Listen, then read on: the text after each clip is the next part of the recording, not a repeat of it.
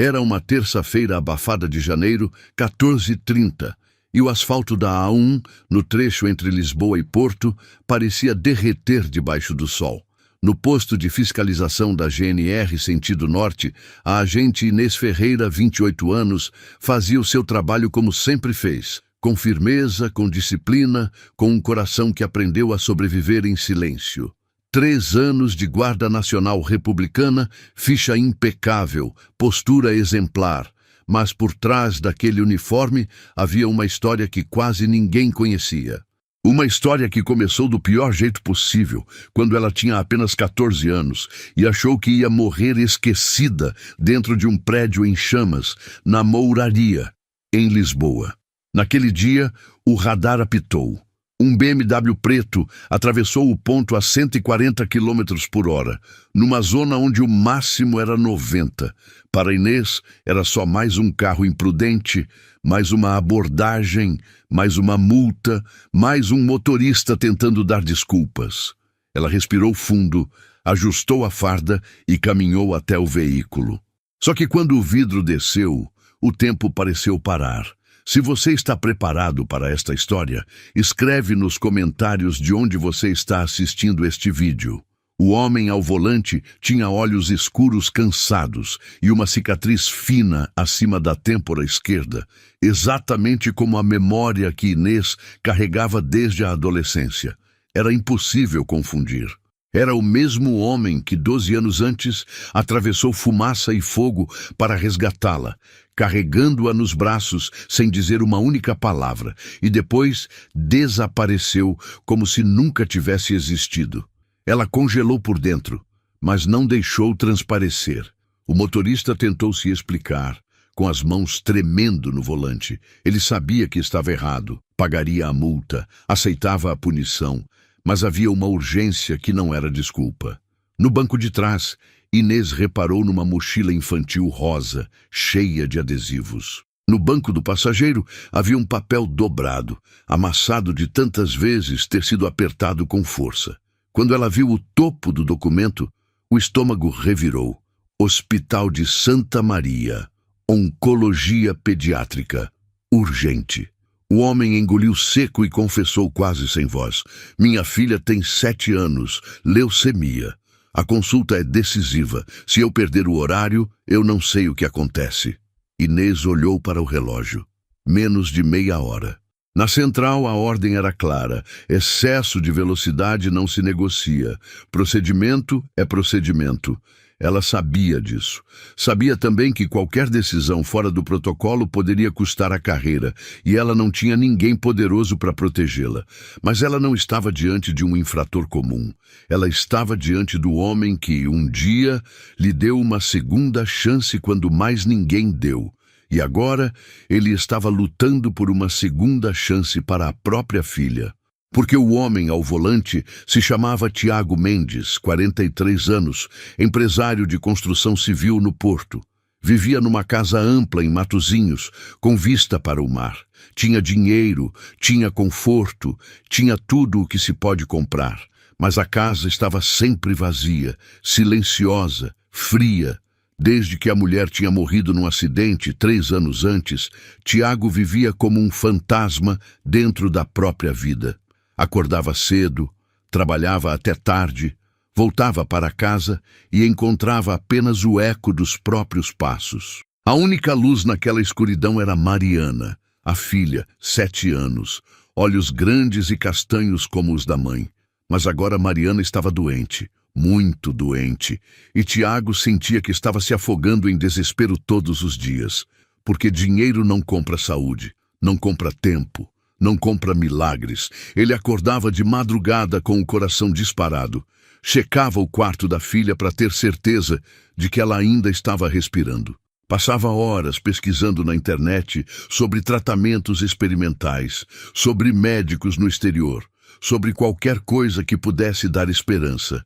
Mas cada nova consulta trazia aquele olhar dos médicos, aquele olhar que dizia muito sem dizer nada. E Tiago se sentia cada dia mais impotente, cada dia mais pequeno, cada dia mais assustado. A mansão em Matosinhos tinha 5 quartos, uma piscina que ninguém usava, um jardim imenso que ele mal olhava.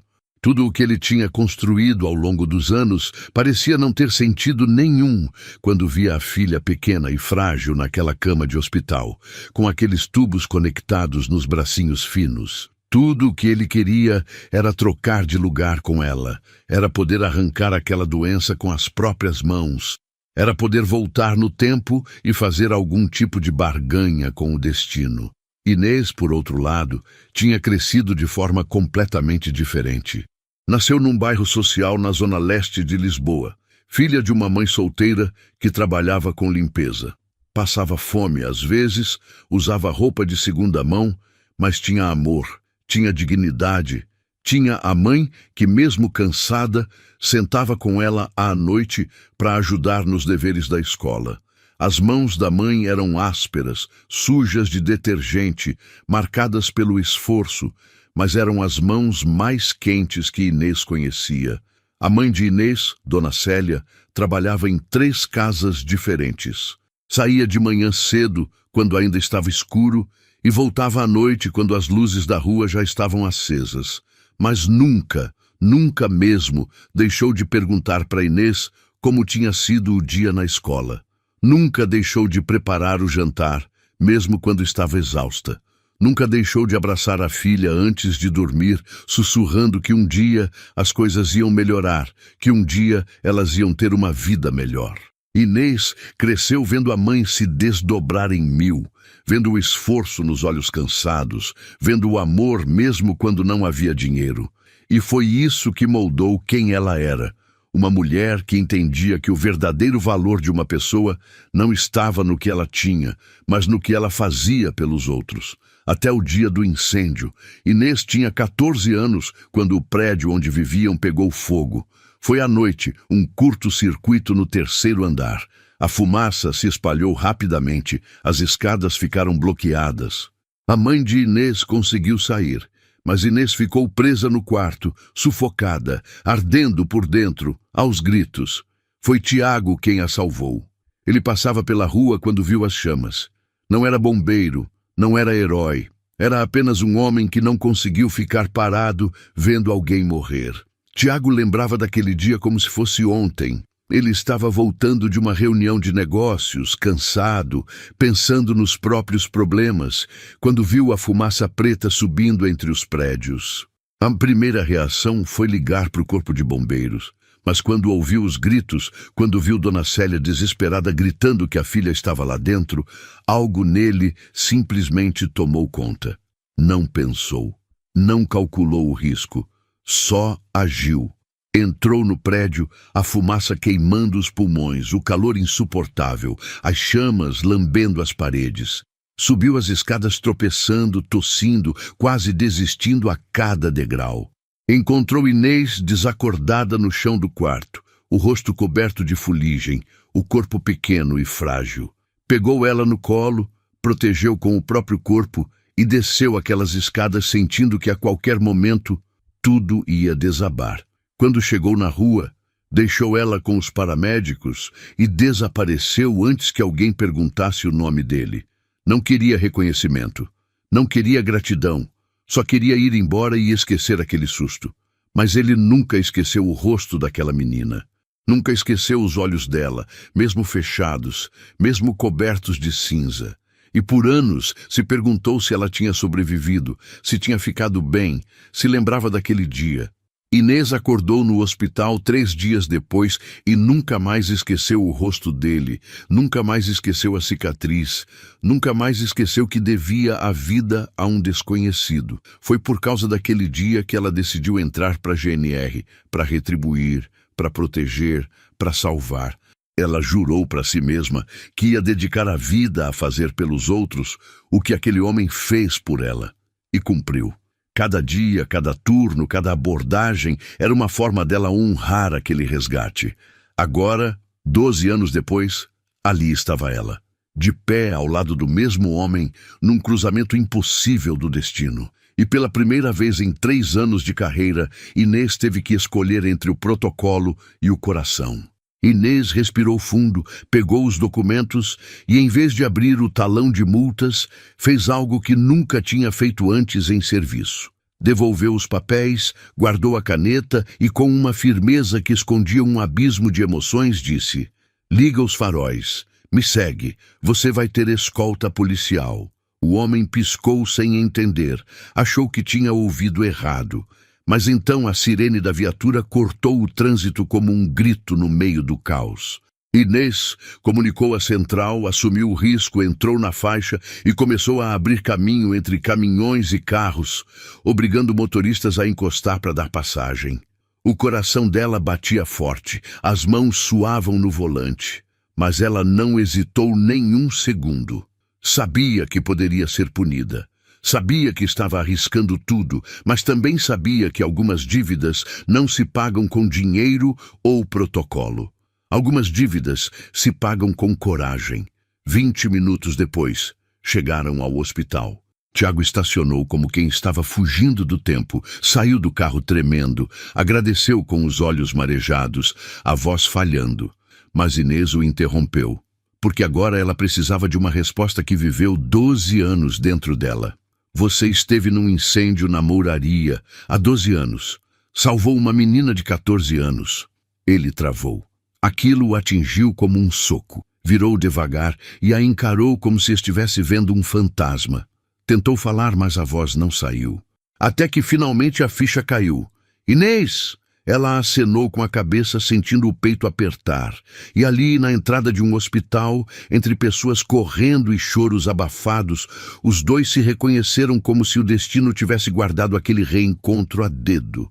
Ele disse em choque que por anos se perguntou se ela tinha sobrevivido. Disse que nunca esqueceu os olhos dela, nunca esqueceu o rosto coberto de fuligem. E ela respondeu, com o coração na garganta, que foi por causa daquele ato que decidiu virar guarda, para retribuir de alguma forma o que ele fez por ela. Mas naquele dia não era sobre o passado, era sobre a vida de uma criança. E enquanto Tiago corria para dentro do hospital com a mochila rosa da filha, Inês ficou do lado de fora com um peso no corpo inteiro.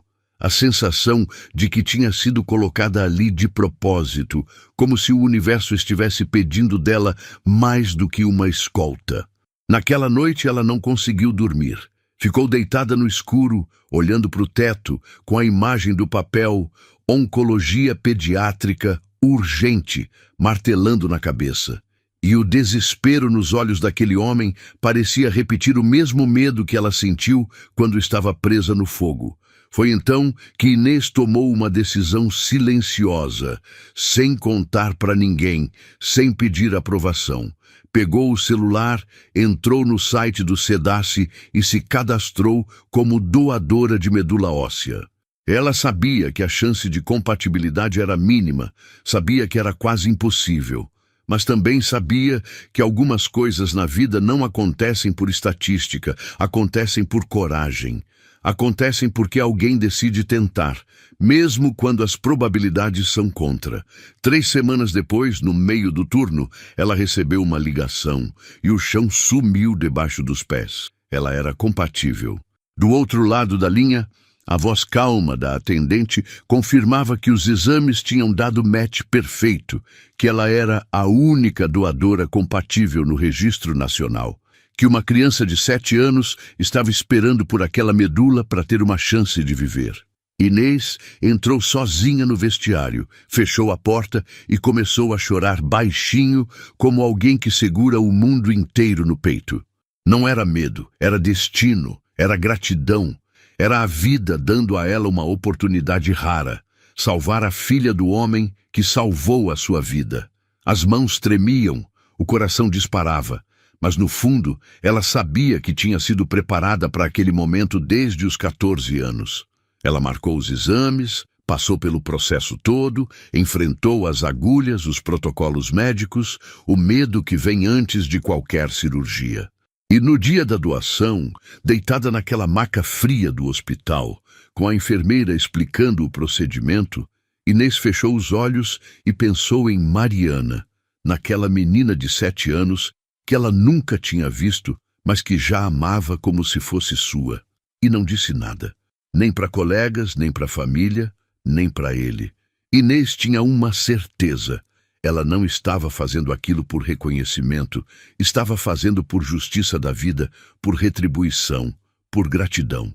Meses depois, veio a notícia. Mariana estava em remissão, curada.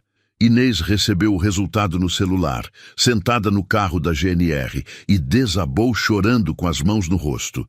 Ninguém entendeu, ninguém sabia, e ela seguiu em silêncio, como sempre seguiu. Mas pela primeira vez na vida, Inês sentiu que tinha fechado um ciclo, que tinha devolvido ao universo o que o universo tinha dado a ela. A vida continuou. Tiago acompanhou o tratamento da filha dia e noite, dormindo em cadeiras desconfortáveis do hospital, apertando a mãozinha dela durante as sessões de quimioterapia, limpando as lágrimas quando a dor ficava insuportável. A menina voltou a sorrir devagarzinho, voltou a brincar mesmo fraca, voltou a ter esperança nos olhos. O pai acreditava que era um milagre, agradecia todos os dias a Deus, aos médicos, à ciência, mas nunca descobriu quem tinha sido o verdadeiro milagre. Até que um ano depois, quando o sigilo legal pôde ser quebrado, Inês decidiu que aquele segredo não podia mais ficar preso dentro dela. Precisava contar, precisava que ele soubesse. Ela convidou Tiago e Mariana para jantar na casa dela. Uma noite simples, cheia de nervosismo e emoção contida. Mariana chegou com o cabelo já crescendo de novo, usando um vestido alegre e olhando tudo como se estivesse conhecendo o mundo outra vez. Tiago levou uma sobremesa caseira e parecia diferente do homem desesperado da estrada. Mais magro, mais marcado pela luta, mas com uma esperança viva no olhar, com uma paz que não tinha antes. Durante o jantar, riram, conversaram sobre coisas simples. Mariana contou sobre a escola, sobre as amigas, sobre o quanto queria ter um cachorro. Tiago falou sobre o trabalho, sobre como tinha aprendido a dar valor às coisas pequenas, ao café da manhã em família, ao som da risada da filha. E pela primeira vez em muito tempo, Inês se sentiu em casa com alguém, se sentiu parte de algo maior. Quando a sobremesa terminou, ela se levantou e voltou com um envelope. Sem discursos longos, sem dramatização, só verdade. Colocou a carta do hospital na mesa, as mãos tremendo levemente. Tiago abriu devagar, como quem abre algo sagrado. Leu a primeira linha, parou, releu. Os olhos se arregalaram, e o silêncio virou um terremoto. As lágrimas escorreram sem que ele conseguisse impedir. Olhou para ela como se tudo fizesse sentido de uma vez, como se o destino tivesse fechado um círculo perfeito. Levantou devagar, foi até Inês e a abraçou com uma força que não era apenas gratidão, era reconhecimento, era alívio, era amor nascendo do impossível. E ele disse com a voz destruída: "Você salvou minha filha." Inês chorou também, encostando o rosto no ombro dele, e respondeu, quase num sussurro: "Não, eu só devolvi o que você fez primeiro. Você salvou minha vida." Mariana, sem entender completamente, mas sentindo a emoção no ar, levantou da cadeira e abraçou os dois, formando um círculo de 3 pessoas que o destino tinha juntado de forma impossível. E foi assim que uma abordagem na estrada virou uma história que ninguém planejou. O tempo transformou encontros em laços, laços em família, família em recomeço. Os meses passaram e aquilo que começou como gratidão se transformou em algo muito maior. Tiago começou a visitar Inês com mais frequência, sempre com Mariana ao lado. A menina se apegando cada vez mais àquela mulher de uniforme que tinha um sorriso tímido, mas um olhar forte. Inês, que nunca tinha tido tempo para pensar em família própria, se pegou esperando por aquelas visitas como quem espera pelo sol depois de dias de chuva. E um dia, sem aviso, sem planos grandiosos, Tiago perguntou se ela queria passear com eles pelo Algarve. Disseram que era só uma semana, mas aquela semana virou o início de tudo.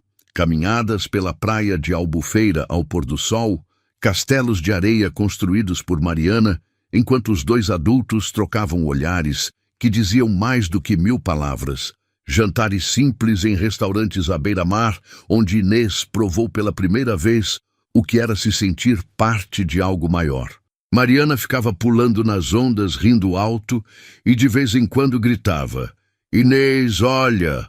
Olha o que eu achei!", mostrando uma concha, uma pedra bonita, um caranguejo pequeno. E cada vez que ela chamava, o coração de Inês se apertava de uma forma boa, de uma forma que ela nunca tinha sentido antes. Pela primeira vez, ela entendia o que era amar uma criança como se fosse sua. Foi numa dessas noites, depois de Mariana ter adormecido no carro a caminho de casa, que Tiago parou num mirante com vista para o oceano e disse, com a voz embargada: "Não sei como te agradecer por tudo o que você fez, mas sei que não quero passar o resto da minha vida sem você do meu lado." Inês ficou sem palavras. Olhou para ele, para aquele homem que tinha entrado na vida dela 2 vezes como um milagre, e percebeu que o amor às vezes não chega com fanfarras, não chega com certezas. Chega devagar, chega em silêncio, chega quando a gente menos espera. E ela disse sim. Não foi um sim para um pedido formal, foi um sim para a vida, um sim para o recomeço, um sim para tudo o que ainda estava por vir. 2 anos depois, num sábado ensolarado de junho, Inês e Tiago se casaram. Não foi numa igreja pomposa, não foi num salão de festas caro. Foi no quintal da casa onde Inês tinha crescido, na zona leste de Lisboa, o mesmo bairro que quase a tinha levado, mas que também a tinha moldado. A mãe de Inês, Dona Célia, chorou o dia inteiro, de alegria, de orgulho, de gratidão por ver a filha feliz. Ela tinha passado a vida toda se sacrificando, trabalhando até a exaustão, e agora via que tudo tinha valido a pena. Mariana foi a daminha, com um vestido branco simples, mas cheio de flores bordadas, segurando as alianças como se fossem o tesouro mais precioso do mundo. Havia mesas de madeira espalhadas pelo quintal, cobertas com toalhas de linho branco, garrafas de vinho português, travessas de bacalhau à brás e arroz de polvo feito pelas vizinhas que conheciam Inês desde pequena. Havia música ao vivo, um amigo tocando guitarra portuguesa, e quando Inês entrou vestida com um vestido simples de renda, sem véu, sem luxos, mas com um sorriso que iluminava tudo ao redor, Tiago sentiu o peito apertar. Porque ali estava a mulher que tinha salvado a filha dele, que tinha salvado a vida dele, que tinha trazido luz onde só havia escuridão. O quintal estava decorado com luzinhas penduradas nas árvores, flores silvestres em potes de vidro, velas que tremulavam com a brisa da tarde. Era simples, mas era perfeito, era verdadeiro. E quando o pai de um dos vizinhos, Sr. Antônio, de 80 anos, se levantou para fazer um brinde, ele disse algo que ninguém ali esqueceu. O amor verdadeiro não precisa de palácio, precisa de coração. E quando trocaram as alianças, debaixo de um céu azul sem nuvens, com o cheiro de jasmim no ar e o som das gargalhadas das crianças do bairro correndo entre as mesas, Inês olhou para Tiago e sussurrou: "Obrigada por ter me salvado naquele dia." E ele respondeu com os olhos marejados: "Obrigada por ter salvado tudo o que eu tinha de mais precioso." E ali, naquele quintal simples, mas cheio de amor, selaram um compromisso que ia muito além do papel, muito além das palavras. Era um compromisso de 2 almas que tinham se encontrado no meio do caos, que tinham sobrevivido ao impossível e que agora caminhavam juntas para um futuro que finalmente fazia sentido. A festa foi até tarde da noite. Tinha gente dançando, tinha criança correndo, tinha os vizinhos contando histórias antigas do bairro, tinha Dona Célia sendo paparicada por todos como a rainha da noite. E quando a lua já estava alta e a maioria dos convidados tinha ido embora, Tiago, Inês e Mariana ficaram sentados no quintal, olhando as estrelas em silêncio, só sentindo a gratidão de estarem juntos. 3 anos depois, numa manhã de primavera, Inês acordou com um peso diferente no corpo. Não era cansaço, não era dor. Era vida. Estava grávida, e quando contou a Tiago, ele a abraçou com tanta força que ela teve medo de quebrar. Mariana, agora com 12 anos, saudável, cheia de vida, pulou de alegria quando soube que ia ter um irmão ou uma irmã. Ela já tinha começado a fazer planos. Ia ensinar o bebê a nadar, ia mostrar as melhores praias, ia proteger como uma irmã mais velha protege. A gravidez de Inês foi tranquila, mas cheia de emoção. Cada ultrassom era uma festa, cada chute do bebê era comemorado como se fosse a primeira vez. Tiago se tornou o marido mais cuidadoso do mundo. Não deixava Inês carregar nada pesado. Preparava o café da manhã todos os dias. Massageava os pés dela quando voltava do trabalho. E Mariana vivia grudada na barriga da madrasta, conversando com o bebê, cantando músicas, contando segredos. E quando o bebê nasceu, um menino de olhos escuros como os do pai e o sorriso teimoso da mãe, deram a ele o nome de Salvador, porque aquela criança era o símbolo de tudo o que tinham vivido, de tudo o que tinham sobrevivido, de tudo o que tinham construído juntos. Era o símbolo da segunda chance, do recomeço, do amor que vence tudo. No dia que trouxeram Salvador para casa, Dona Célia estava esperando na porta com os olhos cheios de lágrimas. Ela pegou o neto no colo com tanto cuidado, como se ele fosse feito de cristal, e sussurrou: "Bem-vindo, meu amor. Você nasceu numa família que sabe o valor da vida." E naquele momento, todos entenderam que aquela criança não era só o filho de Inês e Tiago. Era o neto de Dona Célia, o irmão de Mariana, o símbolo de uma família que tinha sido forjada no fogo, na dor e no amor. Hoje, Inês, Tiago, Mariana e Salvador vivem numa casa simples no porto perto da praia, onde o som das ondas embala as noites. Inês continua na GNR, agora com uma medalha de honra ao mérito por salvar vidas dentro e fora do serviço. Seus colegas a respeitam não só pela competência, mas pela história que poucos conhecem, mas que todos sentem na presença dela. Tiago deixou de trabalhar até tarde, aprendeu a estar presente, aprendeu que a verdadeira riqueza não está no banco, mas nas pessoas que amamos. Ele reduziu a empresa, passou a delegar mais e agora sempre chega em casa a tempo de jantar com a família, de ajudar Salvador com o dever de casa, de ouvir Mariana falar sobre os sonhos dela. Mariana cresceu e se tornou uma jovem linda e forte, que decidiu estudar medicina porque, nas palavras dela, quero salvar vidas como a Inês salvou a minha. Ela tem uma foto do dia do casamento na mesa de cabeceira, onde ela está abraçada com Inês e o pai, todos sorrindo, e sempre que olha para aquela foto, lembra que a vida deu a ela uma segunda chance e uma família que muita gente sonha em ter. E sempre que passam pela A1, naquele trecho onde tudo começou, Tiago desacelera, olha para o retrovisor onde Mariana e Salvador estão conversando no banco de trás, olha para Inês no banco do passageiro e sorri. Porque foi ali, numa abordagem de trânsito que podia ter sido só mais uma multa, que o destino decidiu que duas vidas que tinham se cruzado uma vez no meio do fogo iam se cruzar de novo, só que dessa vez para sempre.